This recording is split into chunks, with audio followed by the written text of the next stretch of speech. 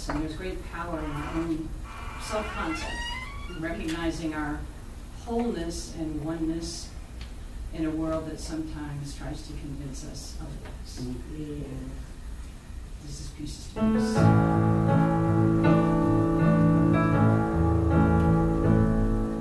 I was told I was broken, and at first I believed it. The TV and the magazines agreed. When that didn't match the way I felt, I turned my eyes to myself. Imagine my surprise when I would come to find the mirror I was handed down had been cracked for generations, and I always thought it was an heirloom I should keep. But when I traded it in to look within for the truth of my reflection, I went from pieces to peace. When I surrender, leaning deep into my wholeness, all the shards and splinters disappear. I can see with clarity the love connecting you and me beyond those jagged lines that separate and blind. 'Cause the mirror we were handed down has been cracked for generations, and we always thought it was an heirloom we should keep. But if we traded it in to look within for the truth of our reflection, we go from pieces to peace. Yes, 'cause we are love, love. We are whole and complete. We are one, a reflection of divinity.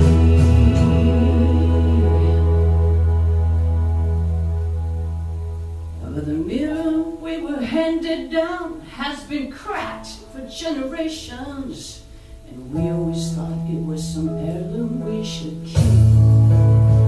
Come on, let's trade it in to look within for the truth of our reflection. Yes, and go from pieces. We'll go from pieces. Let's go from pieces to peace. We'll go from pieces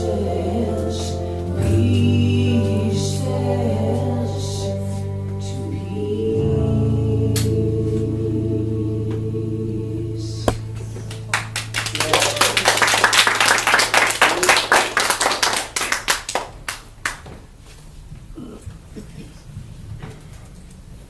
Wow. Gwen, thank you. Thank you so much. I need those lyrics. Yes, that was absolutely amazing. Thank you. Good morning, everyone. Good morning. Good morning, those of you who have joined us online. Welcome to Sanctuary. Welcome to the Center for Spiritual Living in Sacramento. My name is Max Overland. I am a practitioner, and I'm also the president of the Sacramento Center for Spiritual Living Board of Trustees. I would like to remind everybody this morning, please remember to turn off your cell phones. Somebody may be calling you, maybe even spirit, but we would like to have your cell phones turned off, so please do that. And at this moment, I would like to find out, is there anyone who has had a demonstration this week that you would like to share with us? And if not, that is perfectly fine. We can move on. Right now, I would like to have the opportunity of everyone to have the opportunity of greeting each other. And we know that we do the namaste, which is we do a slight bow, and we say the divine light in me honors the divine light in you. And if we would like to do that right now, let's go ahead.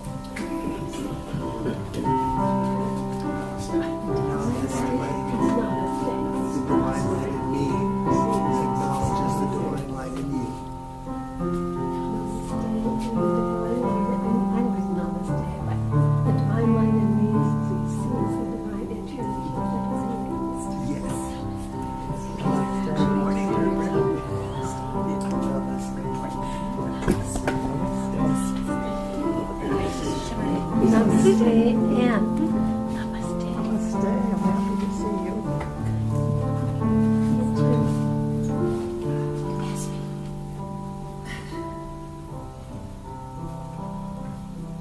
Thank you, everyone.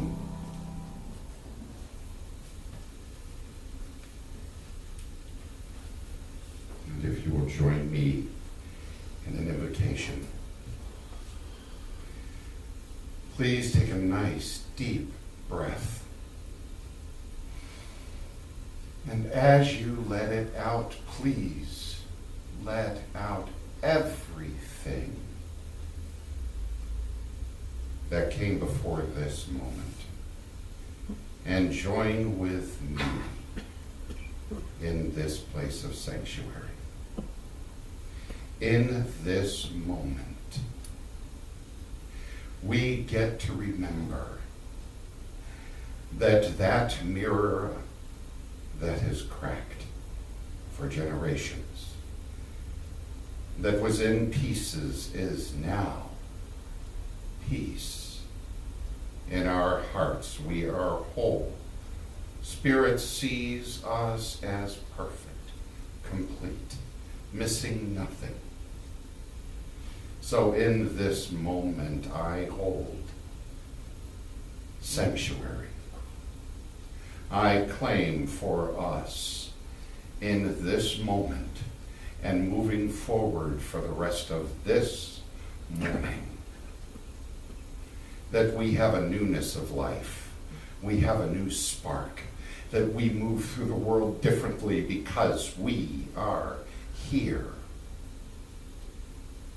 Because we have decided to be here. And the world is a little bit different because we said yes. That we are different because we said yes. So I'm going to release this into the action of the law in anticipation of the music that is ahead, the message that we are going to hear. That we are changed for the good. If any of this has resonated with you, please anchor this by saying, and so it is. And I'm going to put my eyes on here, my extra set of eyes, so that I have 4 of them now. Well, I'm going to use the microphone so that you guys can hear me. So we're going to have our readings. And the first reading is from Ernest Holmes, and it's from The Art of Life. All human endeavor is an attempt to get back to the first principles, to find such an inward wholeness that all sense of fear, doubt, and uncertainty vanishes. There you go. Awesome. Our next reading is from Haruki Murakami, and it's from Kafka on the Shore. And once the storm is over, you won't remember how you made it through, how you managed to survive. You won't even be sure, in fact, whether the storm is really over. But one thing is certain. When you come out of the storm, you won't be the same person who walked in. That's what the storm's all about.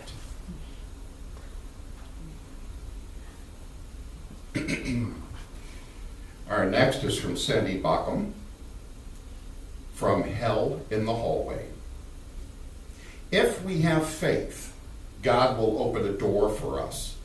Not necessarily the door we would have chosen, but the right one nevertheless. And Ernest Holmes, Thoughts Are Things, page 72. There is nothing in the universe that limits you, or could desire to limit you. There is nothing in the universe that withholds from you, because in so doing, it would withhold from itself. You are part of its purpose. Spirit seeks, urges, and pushes you to fulfill itself. And now, we get to hear from Gwen.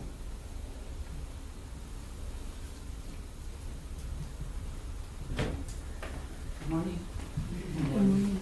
So I'm going to invite you to join me in a meditation. I created over a track for a song I wrote called Energy of Love. And the meditation draws from some techniques used by some of the spiritual teachers I enjoy, such as Dr. Sue Morter and Dr. Joe Dispenza and others. So please enjoy the Energy of Love meditation.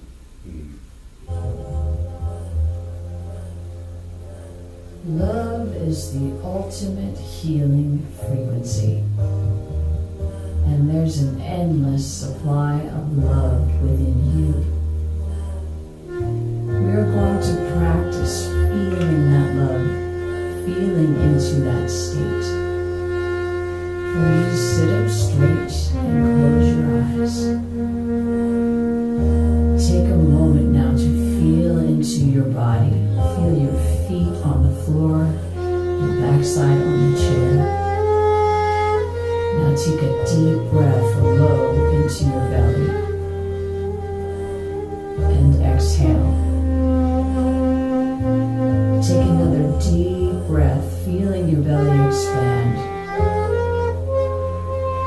and exhale.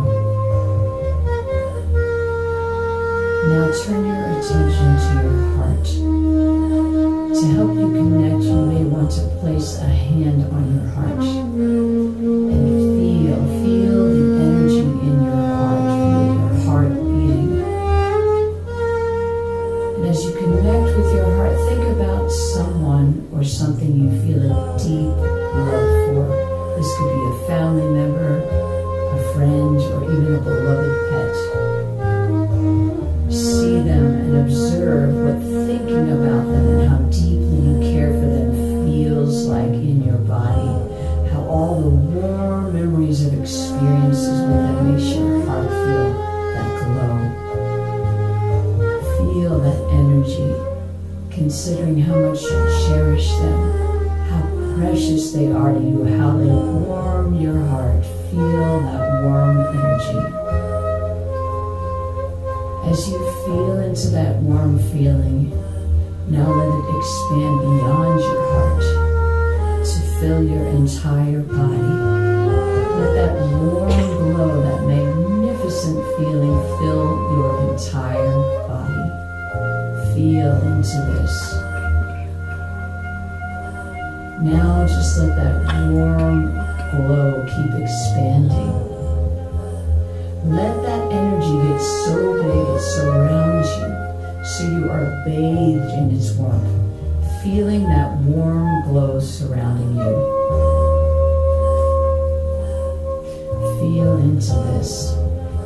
Now, let it expand so much it fills the room. Feel into this. Now, let it expand even bigger.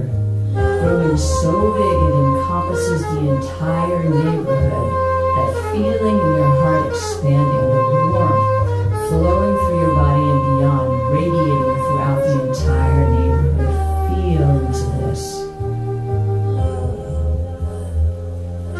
Now, feel it radiating out to the entire city and beyond, knowing there's an endless supply of that feeling that's always available to you. Feel into this.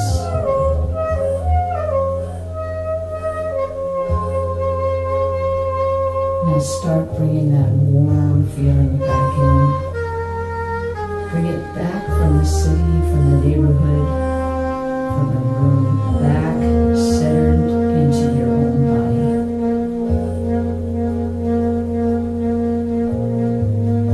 Feel the warmth in your body and know this endless supply, this feeling is always available to you.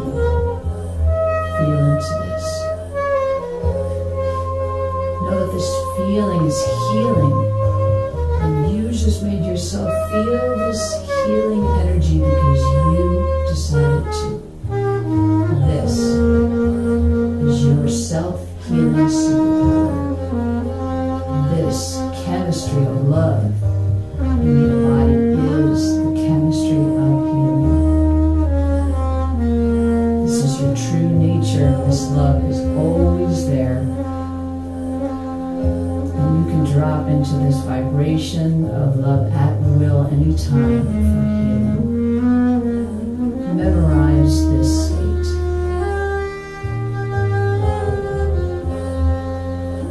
Now come back, open your eyes when you are ready.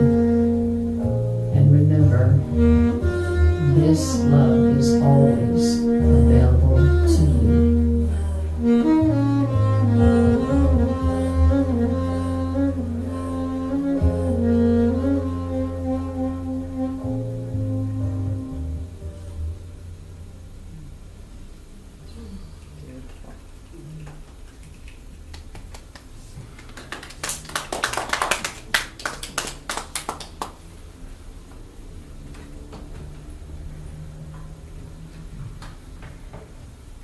Well, good morning. I have the opportunity to introduce Reverend Susan Overland. Have you met? Have we met? Yes, Reverend Susan asked me, have we met? And yes, we have met. We're husband and wife. She actually has an office in her house. Reverend Susan has been a minister since 2011. Yes. And so she was an associate minister at San Jose Center for Spiritual Living. And then after she finished with them a number of years ago, 2022. in 2022, she decided that she would get a little bit busier and decided to become a chaplain. And she became an interfaith chaplain and earned her second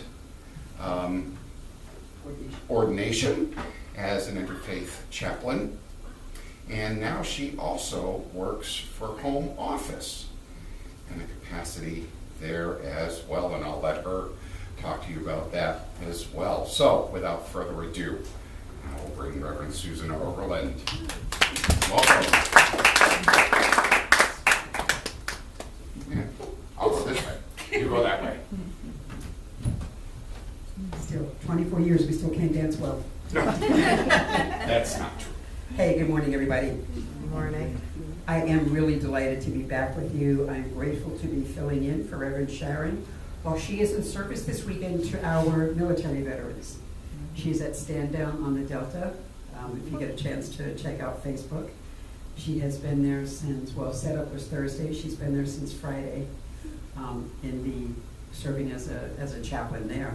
And we're just so proud of her to be with them. And yes, I accepted a position last June 2024 as a program manager for the Global Support Services Department at our home office, which is actually, it's all virtual. We don't have a building anymore, so we all work remotely. It's wonderful. We do, my director, Reverend Ann Bankston, is in Florida. One of my co-workers, colleagues is in Colorado. Another one is in New Mexico, and I'm in San Jose. So our team meetings are kind of fun. It's like we do a lot of chatting on Teams about the weather. What's your weather today? So Max, can you bring my glasses out of my purse? That was Yes. smart. So sorry. Last week, so today's title might seem kind of funny to you, Helen Alway, what? But I'll talk about that in a second. Last week, Reverend Sharon shared about the spiritual principles of our faith, our philosophy, of our way of life, and these are the principles that our foundation is built upon, our whole teaching is built upon that. And I love that, and I want to thank Gwen, by the way. I forgot. Thank you for you. When I put my glasses on, I can see what I wrote. Thank you for your beautiful music, and I want to thank Ruth and Aspen and the support team here for their help and their love. So I love that she encouraged us to look at our purpose differently and to put our attention on our true purpose, right? And that's these principles that we live by, right? Love, wholeness, peace, harmony, and so many. Do you have a favorite? What's your favorite spiritual principle? Love. Love. Just shout them out. Peace. Joy. Joy. Joy and love. And love. Yeah. I like the oneness. I mean, it's hard to pick a favorite, but I think oneness was. It was like the greatest lesson when I first started taking classes in 2001. Yeah, that's right. The same year we were married. We walked into a center. We were engaged to be married when we walked into a center for the first time. The other thing I was inspired by was that Reverend Sharon shared about her week, which was a heck of a week, right? If you got a chance to hear her talk, she had lost a very dear friend of years, and she was helping her husband, her friend's husband, plan his wife's memorial. She had a wedding to officiate. It was a bedside wedding that she was officiating. She and Larry have 2 foster pups in their home who, they're crazy. And yet she and Larry too, the pups are crazy. I was like, really? And then Larry ended up in the hospital. Oh, no. And he's doing well. He's home. Oh yeah, and the news. Yeah, there was a little bit happening on the news last week, and the week before that, and the week before that, and this year, and last year. I found myself picking up this very little book that someone gave me, one of my cohort, when I was going through the ordination path at the Chaplaincy Institute, which was also all virtual. She recommended this book. She said, so I say she gave it to me because she recommended it and I love it. And it's little, and it's not. When you look inside the book, it's a whole bunch of quotes. It's just quotes from the author and things to consider. And she's got a chapter on the fruits of faith and moving through fear, how opportunity happens and being open to life's lessons and overcoming adversity. But it's a quick read. They're just like these little sentences kind of thing. And I loved it. I especially loved the one where she talked about, sorry, just had microphone taps, got it. She said that it is said that to find inner peace, we need to finish all things we have started. So I looked around my house to see things I had started and hadn't finished. Before leaving the house, I had finished off a bottle of Merlot, a bottle of Chardonnay, a bottle of Bailey's, a bottle of Kahlua, a package of Oreos, a pot of coffee, the rest of the cheesecakes, some saltines, and a box of Godiva chocolates. When I saw that, I thought, oh, I love this book. She is my people. It just made me laugh. And I think that's what I got so much out of this. But the thing that really, she got me from the cover. The author is Sandy Bauckham. And from the cover, I was taken because I saw hell in the hallway, but the fine print said, when one door closes, another door opens. But it's hell in the hallway. Oh, Oh, got it. Yeah. That was my reaction. I went, oh, I really like her. And I found myself picking up that book again last week, given everything that was going on. And I just sat there thinking, the hallway. I've been there. I've been in the hallway, like maybe this week. And I think it's safe to say we've all had hallway times. I think we've all been in the hallway. The relationship that's ending, the job that you applied for and didn't get, the job that you got and you don't want, right? That transition, you know that you should be doing something else, but what is that? How do you get there? There's so much. The loss of a loved one, or even the layoff of a job. Something happens to your home, you know, California, we have what? Spring, summer, winter, fall, and fire. We have 5 seasons here. And it's hard. People whose homes are devastated by hurricanes and fire and all the other things that happen in nature. An unwanted diagnosis. These are all times where you're in the hallway. And it can be lonely in that hallway. It really can be lonely. And last week, Reverend Sharon, you know, like she talked about, there are also times I find that the hallway is endless. It's like, am I ever going to find my way out of this hallway? I couldn't find the door. I was exhausted. I've had those moments. And I was listening to Reverend Sharon and I thought about that. Yeah, I've had weeks just like that. And so I also found this picture. I found this picture that we put up because I was fascinated. When you look at that picture, it looks like a picture of trees. They're nice trees and there's greenery. And I thought, that's so peaceful. It's such a peaceful looking thing. It's rather, you know, bucolic in nature. And as I kept reading, I learned that these trees are being overrun with a destructive vine that's called kudzu. K-U-D-Z-U, kudzu. And this plant grows so densely and so rapidly that it overwhelms the trees. It overwhelms the trees by blocking out the sunlight, and the trees die. It's a fast-growing, I don't know whether you call it a weed, I guess, or a plant. They call it a plant. To me, that seems like a weed because it is destructive and it grows really fast. And these past few years, I looked at that picture and I went, yeah. You know, we had a pandemic in 2020. I don't know if you remember. A couple of things happened in 2020.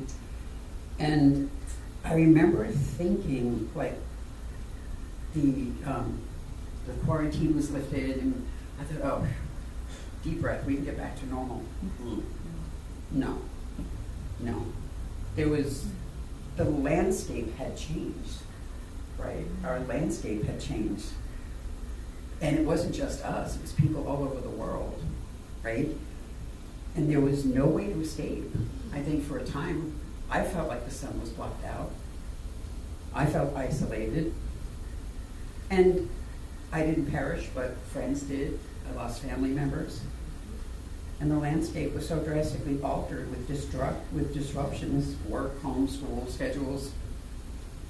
It still profoundly affected most of us. And then the political landscape changed dramatically. There appeared to be the appearance of divisiveness. And I don't know, many people that I've spoken to feel like we've been trying to just get to the next doorway, kind of just get out of the hallway for a little while. I love that. I saw this picture in a blog, and the author of the blog said, I feel like I've been trying to deal with the kudzu with a pair of scissors. There's this rapidly growing weed, and I'm out there with a pair of scissors trying to save the trees. But it just, I can't cut it down. What's happening is the kudzu is growing faster than we can keep up with it. And there is uncertainty, which is normal, and that's crept into every part of our lives. And it's overwhelming at times. And you may be thinking, my God, isn't she Susie Sunshine? Wait for it. But wait, there's more. We flail. I do. I flail. I fumble. And I get through life trying to find that next door that's supposed to open. And earlier Max read one of the quotes from the author, from this author, one of the quotes from that little book, where she says, if we have faith, God will open a door for us. Not necessarily the door we would have chosen, but the right one, nevertheless. Because that's how Spirit works. Have you ever prayed for something that you didn't get? Have you ever looked back in hindsight and went, Yeah. Yes. I'm really glad that didn't happen, because you landed where you were supposed to be. You got through a door that you didn't think you wanted to go through. You may have even resisted it, hanging on to the edges of the door going, oh, no, not that door. And then there was Spirit. Here, let me push. But with faith and support, we find our way. We find our way out of the hallway. We find our way out of the dark. And sometimes we find a resting spot. It's like, okay, I'm in this hallway. Instead of yelling for help now, or whatever, I'm going to sit. I'm just going to sit in the hallway. I'm going to make peace for myself in this hallway. And you know, I may find somebody else who can share this hallway with me. You know, I think it's time to, what do they say when you're on a game show? Do you want to call a friend? Yes, I do.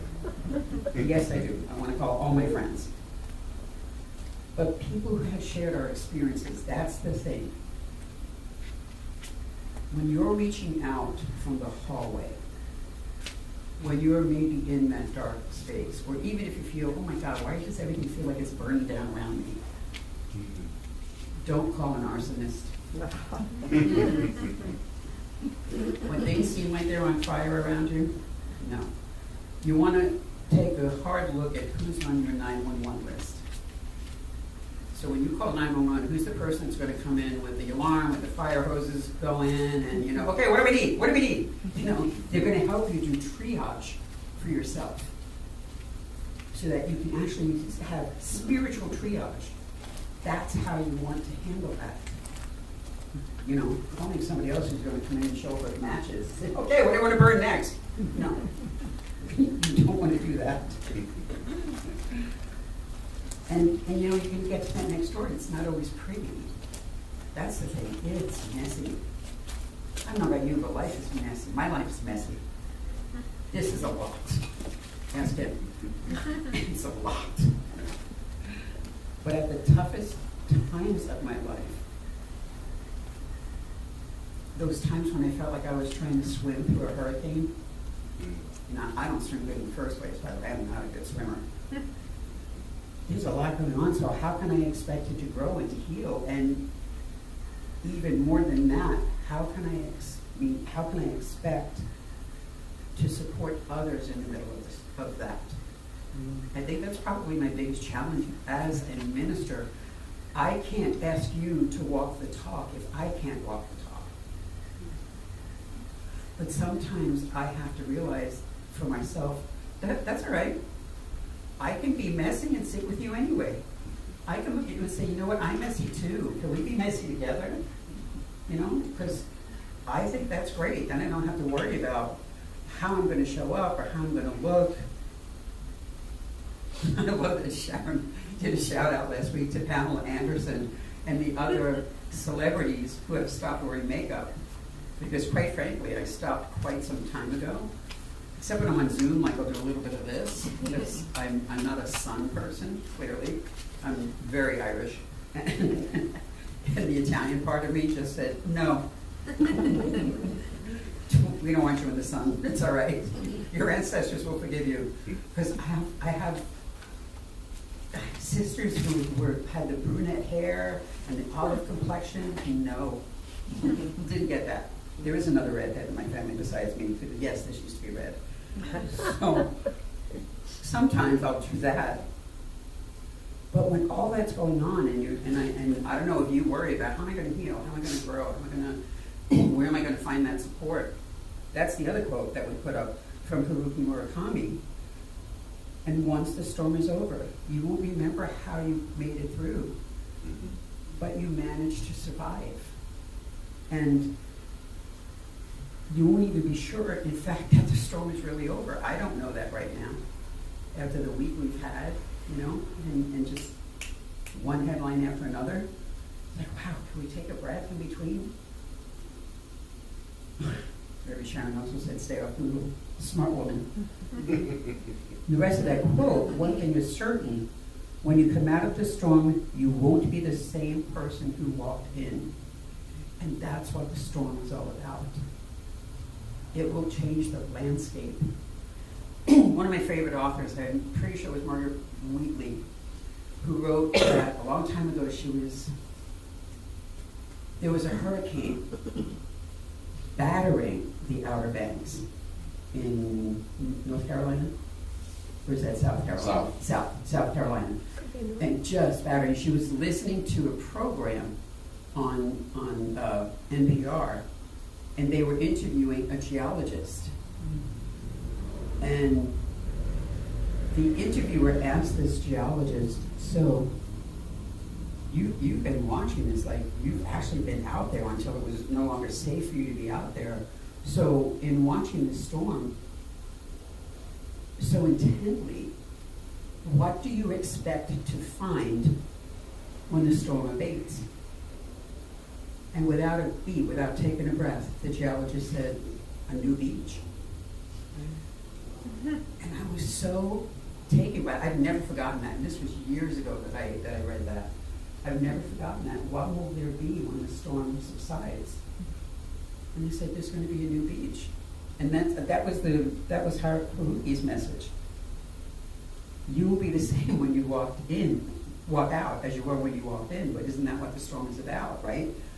So we're all going to be different at some point when we get to that next door, when we come out of that one and we go into another door. I kind of equate where we are now as kind of like a combination of the hurricane in Kudzu and the headlines changing at a speed that makes it hard to keep up with. It's a little bit beyond my grasp. And I started using the headlines just as my prayer intention for the day. That's a great way to look at it, by the way, rather than getting, trying to stay out of the overwhelm of it. Another friend laughed about that the other day when I was talking about, I was sharing what I was going to talk about, and I said, well, that whole thing where after the pandemic, we thought things were going to return to normal, because for some of our centers, it was like, oof, where do people go? And we laughed at one of them, and they said, yeah, I guess there's no minister bubble. We don't live in a bubble where we're not impacted by things. We just know that what our prayer work is. And we could be cranky one minute and joyful the next. And they live very close when you think about it, like joy and fear live very close together. They're kind of like, they could be roommates. But that's what it is. That's our call to be human. So here's what else I noticed. Because the headlines are loud.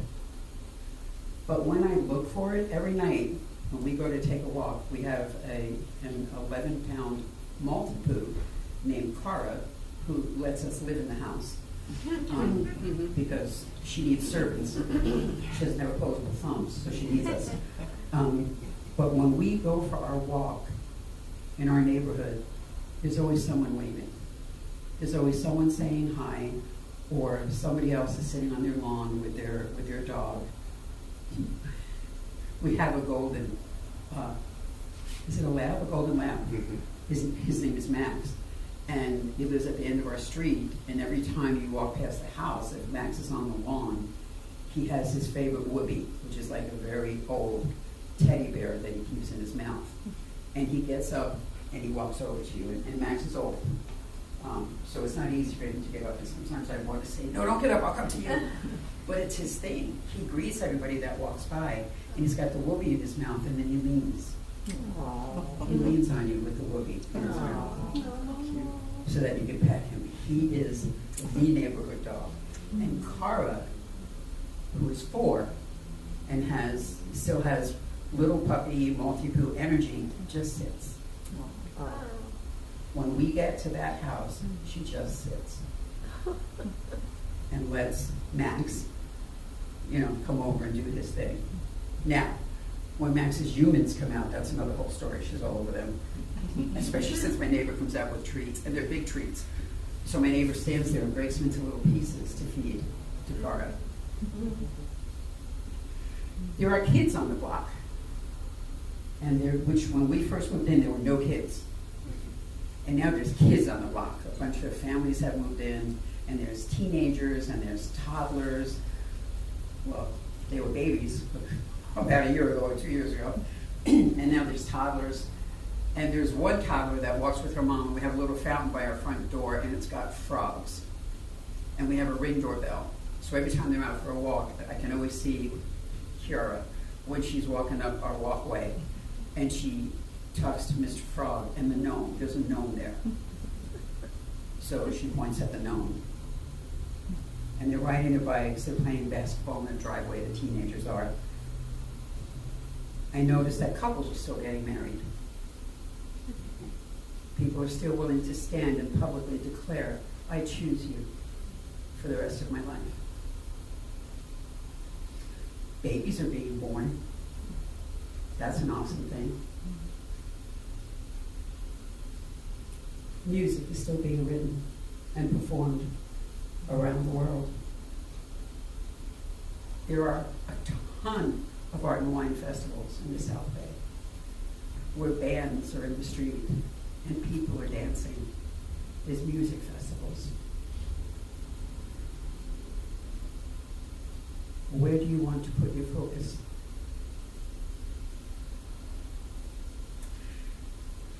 There are some who want to believe that we're on the eve of destruction. Great song.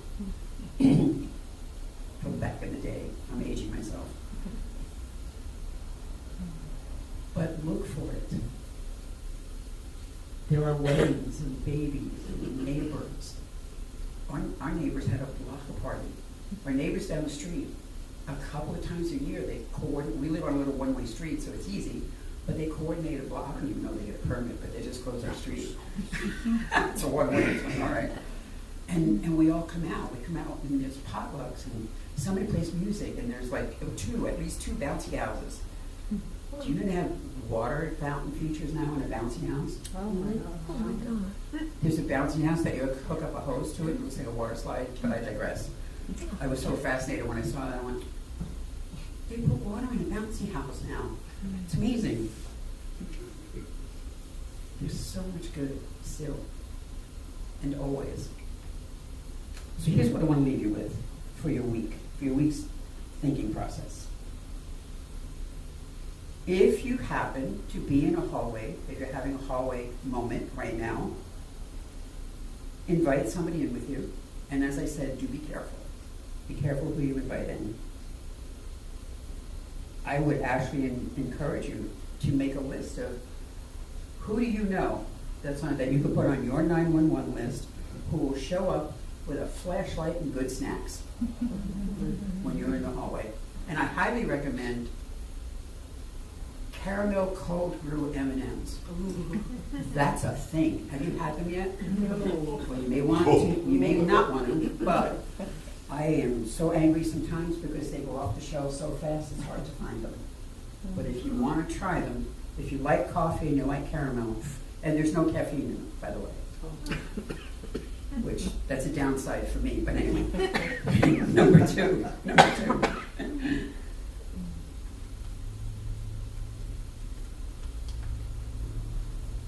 If you're in the hallway and you're trying to find a door, and there's more than one door, you're like, wait, is this a horror movie? Like, what's happening here? Don't panic. Don't panic.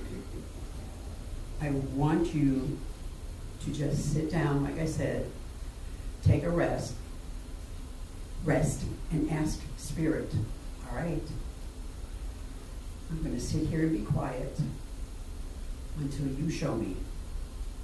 until you tell me. And I'm going to breathe. I wanted to ask you, do you all know what box breathing is? So box breathing, it's actually a technique that the Navy SEALs use in very high stress situations. And you could try it with me. So if you're by yourself, you just get comfortable. But take a deep breath through your nose. Hold it for 4, 3, 2, 1. Exhale through your mouth for a count of 4, 3, 2, 1. And stay that way for another count of 4, 3, 2, 1. And then repeat. Breathe in for 4 through your nose. Out through your mouth for 4. And let the air stay out for 4. And then breathe in again for a count of 4.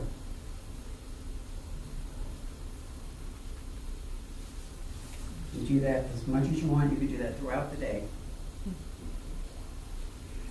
One more thing I'd like you to try this week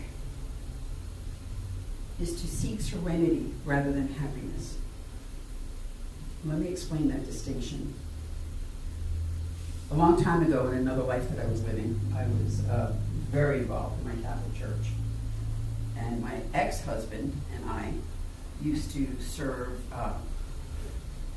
on the bishop's marriage council for the Diocese of San Jose. And yes, the irony has not escaped me. But they used to have things that were called engaged encounter or marriage encounter weekends, and we were facilitator couples. And even later on, as a Science of Mind minister, when a couple wants me to do their wedding, once in a while a couple will say, hey, do you do any kind of premarital counseling? And I was like, I'm not a counselor, and I don't ever want anyone to assume I'm a counselor. I said, but I am a spiritual advisor, so we can talk about some things. And one of the things I try to explain to couples, I didn't use the word serenity, I try to explain the word unity. I would encourage that the number one thing you strive for in your marriage is unity. Because everybody says, oh, look at the happy couple. And during the reception, they might pass the microphone and people, I wish you so much happiness. I wish you happy. I'm like, no. Happy is awesome, but I wish you unity. Because it's not always going to be happy. I know couples who have buried a baby. Your minister is wonderful. I know other couples who have outlived their children, who have lost a child on the battlefield. Max lost his brother in Vietnam. Max was 9 years old. There was no happiness. But that family was unified. That's the thing. Strive for unity. And this week, I want you to strive for serenity rather than happiness, because you can find peace in the what they say about the eye of the hurricane, right? You can find peace in the middle of anything if you work on it. Serenity means that I survey my world, my home, my community, my country, my planet, and I sense what I can control and what I can't. And I accept, for even 24 hours at a time, that this is what it is meant to be, and that there isn't any place where God isn't. I used to love that. There is no spot where God is not. I think I heard that years ago. But I focus on the things that I can change, and I'll tell you 3 of them right now. My attitude. I can change my attitude. Like that whole thing, like I'm going to call a friend, not a narcissist, when things are burning. 2, self-care. Right? I can focus on that. How well am I treating myself? Am I eating well, or do I just want pizza today? So could you just have the slice of pizza and then not beat yourself up because you ate pizza? Just do it. Just do it. I love that. I ate, the Chardonnay, the cookies. Caramel cold, I'm telling you. Anyway, if I think about them, I won't remember what I'm talking about. Self-care, food, rest, relaxation, work, volunteer, being in service to others. The week that Reverend Sharon had last week, and what is she doing this weekend? She's in service to others. And the third thing, find what's good in the world. Remember that people are still getting married, babies are still being born, people are walking out of a hospital healed. Like, wow, I just got my PET scan, my friend said this week. Nothing there, right? There is good news. There's so much good being done by groups, by individuals, every day, all over the world. Did you read that there are 3 states and Canada, and part of Canada, who are forming a healthcare coalition because of some of the cuts in government resources and healthcare?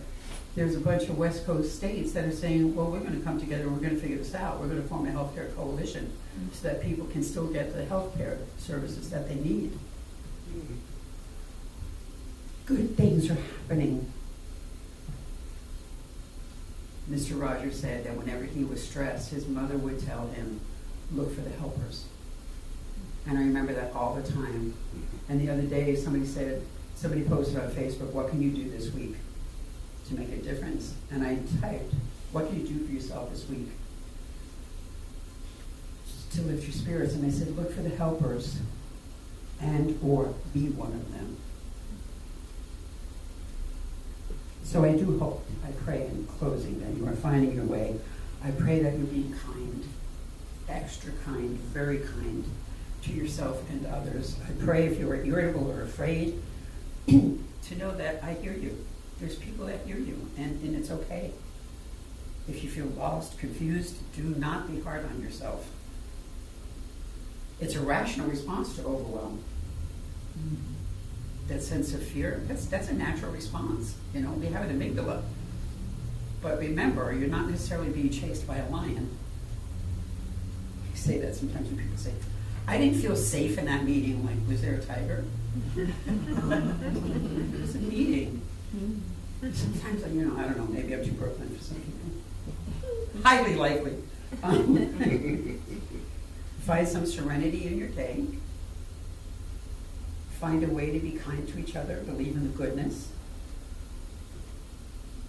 I stand with you, and one of the good things about being a home office employee, you're here in Carmichael at the Sacramento Center for Spiritual Living. And when I say I stand with you, I also remember that there is a global organization called Centers for Spiritual Living. And right now, depending on time difference, at some point today, there were people from California to New York doing this very same thing. There are people all over Canada doing this very same thing. We have brothers and sisters in Mexico, in Peru, in Argentina, in the United Kingdom, in Zambia, in Kenya. And I should have brought an actual list. I didn't, so I'm trying to remember this from memory, who are doing this very same thing. There's a practitioner who lives in Las Vegas, Nevada, who is starting a focus group to do Radio Soma, Science of Mind Africa. And she has found somebody who speaks Swahili, and they're going to broadcast Science of Mind messaging throughout Africa. Look for the helpers. Let's pray.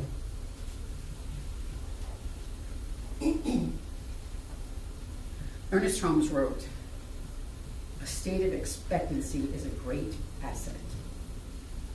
A state of uncertainty one moment, thinking perhaps, and the next moment thinking, I don't know, we'll never get desired results. And so we take a breath. And we know that there is only one power, one source. It has so many names. Buddha, Lord, Gaia, Bahula, Shiva. So I stick with God or Spirit. It's simple. It's what I learned in my childhood. And it's all the same, because when you think about it, language doesn't quite sum it up. I dare say language is woefully inadequate to determine it, to describe it. It's like trying to describe what does chocolate taste like to somebody. But that God, that power, is in, through, and as everything. It has breathed.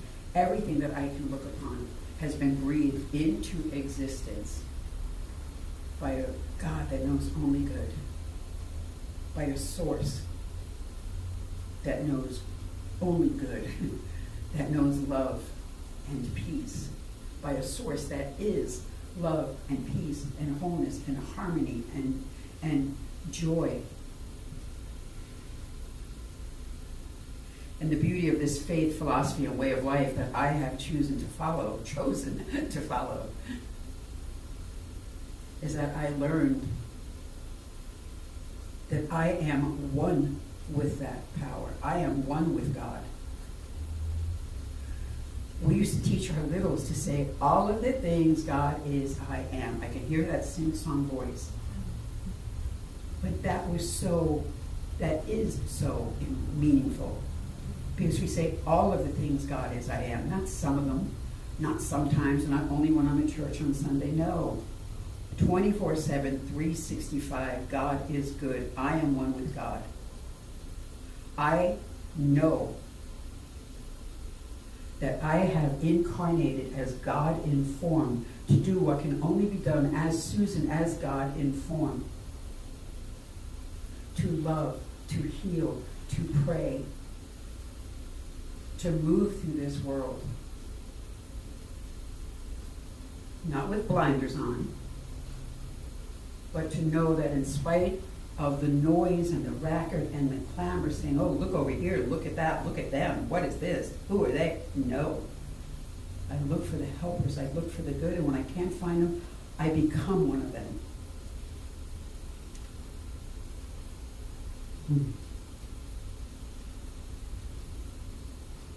So I know that there is peace right now. I know that for myself. And I know because I am one with each and every person here. I know that for everyone here. I know it for Ruth and Cookie and Aspen and Max. And I'm not going to remember every name. But I know it for each and every one of you and those who have yet to walk through those doors.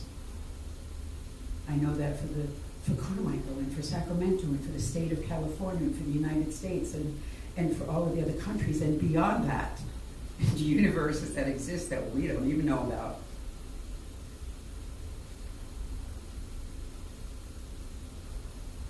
I'm so grateful. I'm grateful to know that. I'm grateful to know that that incarnation that I am flows in through it as me and you and outward. Out these doors, and as we leave here today, we find serenity, we find joy, and we live with joyous expectancy. Not maybe, not someday, not I don't know, or perhaps, as Herman said, no. We live with joyous expectancy and knowing in the absolute oneness with the one. And I give great gratitude for this faith, philosophy, this way of life, this center. All of our leaders, the shoulders of the giants upon which we stand, who have come before. And if anything might have resonated with you today, I ask you to anchor this treatment by joining me in saying, and so it is. Thank you, beloveds.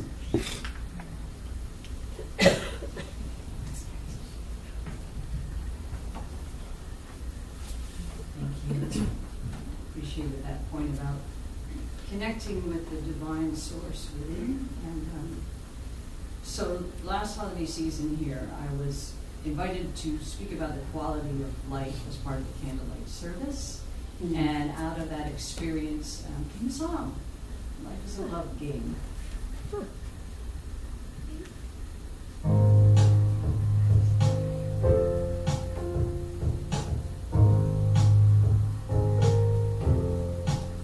Live in a mansion, be upper crust, or make your home a humble hut, a fancy title with your name, or be unknown, it's all the same. If there's a scoreboard to life, there's just one way to win. Listen closely to your heart, to the voice of love within, to deepen your connection, perfect your expression, be an expression of the divine. 'Cause life is a love game. Life is a love game. And we're here to play. From the heart every day. Life is a love game, love game. When it's a good day out on the field, my passion shines, my truth revealed. For every mask that I knock down, it's a home run, a victory shout. It gets me closer and closer to the love that flows through me, with a sweet recollection that's as sweet can be. It deepens my connection, perfects my expression, makes me an expression of the divine. 'Cause life is a love game. Life is a love game. And we're here to play. From the heart every day. Life is a love game, love game.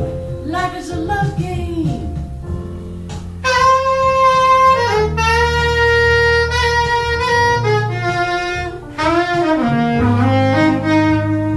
From the heart every day. From the heart, I'm perfecting my expression. The deeper my connection, I'm perfecting my expression. The deeper my connection, I'm perfecting my expression. The deeper my connection, I'm perfecting my expression. 'Cause life is a love game. Life is a love game. And we're here to play. From the heart every day. Life is a love game, love game. Life is a love game, love game. Life is a love game, love game.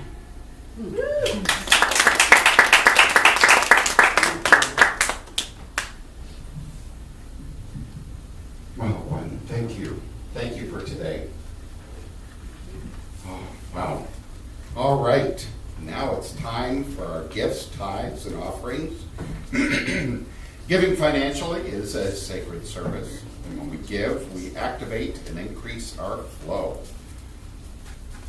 of good. So this spiritual practice gets easier.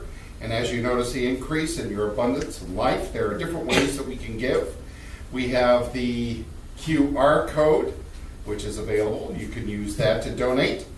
You can also use PayPal or credit card.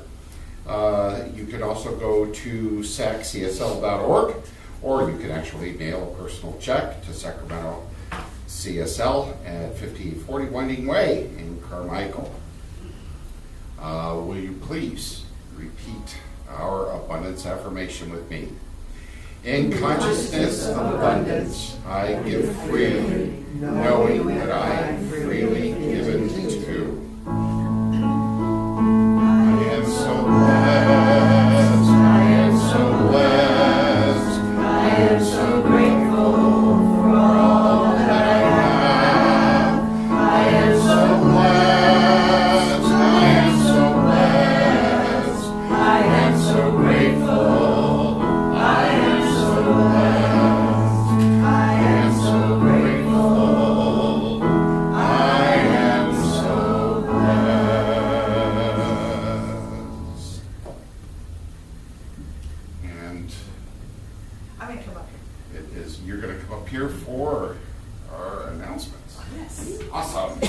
So, Gourmets for God, our fundraising.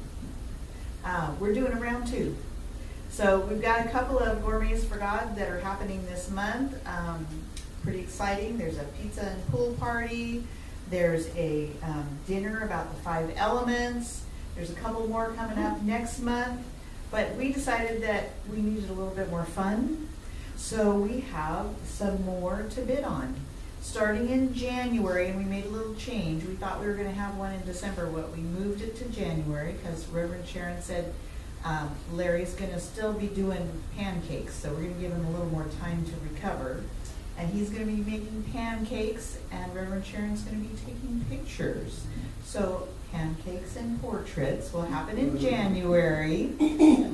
We've also got some jewelry making coming up, and we have a Easter bunny cake making. So there's some really fun stuff. Check it out when you go out into the social hall. There's some packets there. Take a look at what you might want to bid on. We're having the bids will be accepted all this month, every Sunday this month, and then the bidding will close the first Sunday in October. Okay? So take a look at that and see what you might want to bid on. It's a lot of fun. Also, we have our first Saturday class that Peter is giving, which is just an amazing class. So the next one will be the first Saturday in October. We've only got a couple more classes, but even if you haven't come to them before, come and have the conversation with us. It's amazing, and his book is just wonderful. There's some stories in there that made us laugh out loud. It was just amazing. But wonderful conversation about this subject. And I encourage you to talk to Peter if you want to come. Awesome. Sacramento Food Bank and Family Services. Ann, is there anything you want to include about this? I know we're doing Run to Feed the Hungry. Yes, and I think most of us do not run for 5K. No, I don't run for anything. Right. So if you'd like to sign up to do it yourself, it could be walking all throughout the rest of the time until Thanksgiving, a little bit at a time, whether it's a block or a mile at a time.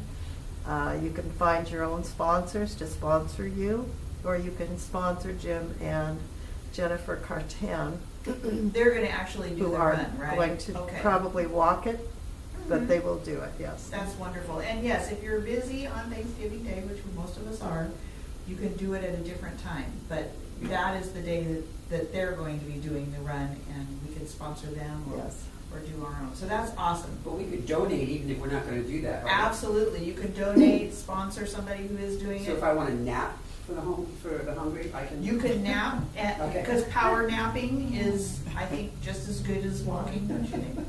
Absolutely, absolutely. That would be awesome. So yeah, and you can also go to the link to learn more about the race, and certainly talk to Anna if you have any questions. Not next Sunday, but the Sunday after, the last Sunday in September, we're going to have our Blessings of the Animals.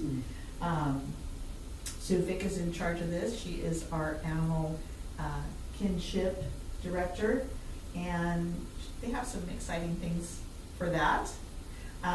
You certainly can bring your animals to be blessed, or bring some pictures or anything that you want to bring to talk about those that have crossed over the Rainbow Bridge.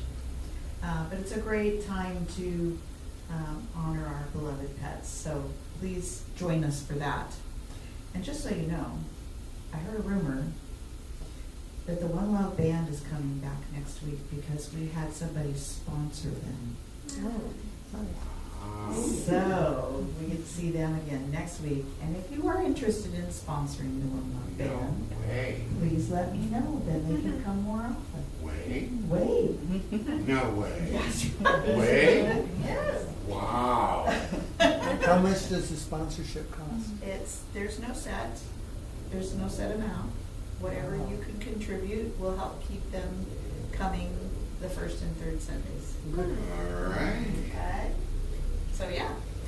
Also, we want to thank our teachers who are part of our youth and family ministry.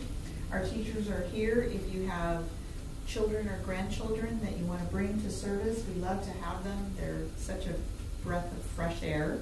And they get to go have some time with a teacher while we're in here doing our Sunday service. So we thank those teachers for being a part of that, absolutely. And I will turn this back over to them. Oh, awesome. So this is our affirmation for this next week. All right. So if you'll repeat this with me. I live on purpose and in service to life. Before we go further, Reverend Susan, thank you so much for being here this week.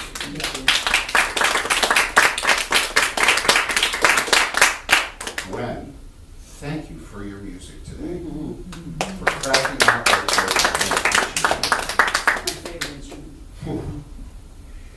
Aspen, thank you for taking care of us and all of the work that you do.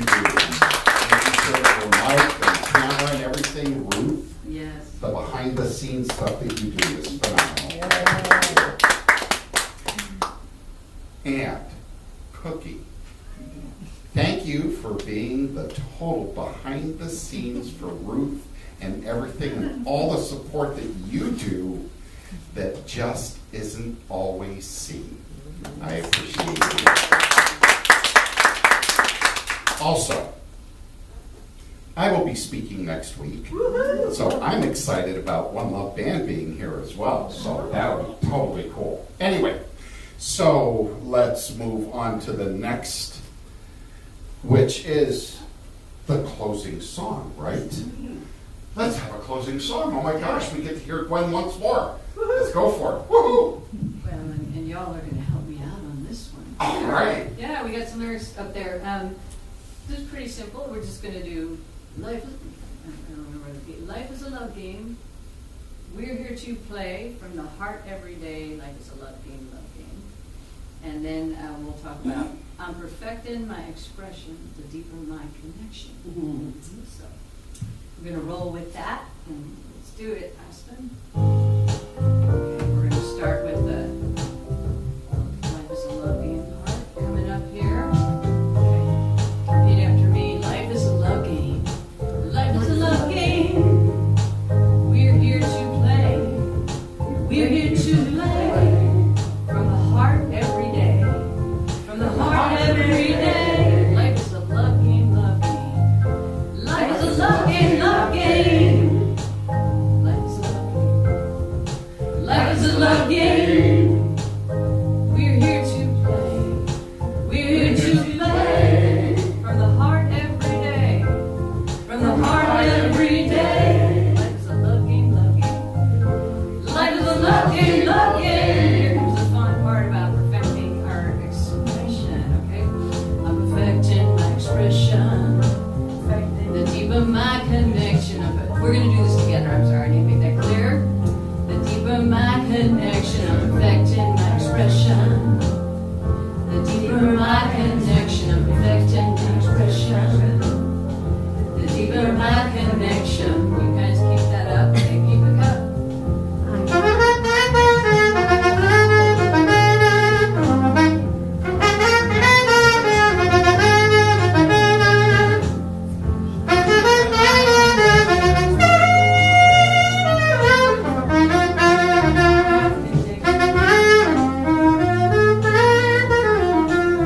This life is a love game. Thank you for your participation. All right. If everyone please stand in a circle and with prayer hands position. Yes. You want to do the benediction, Reverend Susan? I didn't know if I was supposed to come up. All right. And if you will all join me, take a nice deep breath, and as you let it out, with a joy-filled heart. We will move through the rest of this day and this week, knowing that if we are in the hallway, that we can choose a door and move through it and know that our lives will be changed. And it may not be the door that we wanted, but it will be a door that we can be grateful for. In peace, love, joy, may we move through this world and this week. And know with me, I am at home in the heart of God. I'm home in the heart of God. And repeat after me. I am at home in the heart of God. My life is anchored in truth. My life is anchored in truth. I can never be separate. I can never be separate. I am at home in the heart of God. I am at home in the heart of God. And so it is. And so it is. Thank you, everyone. Join us. Thank you.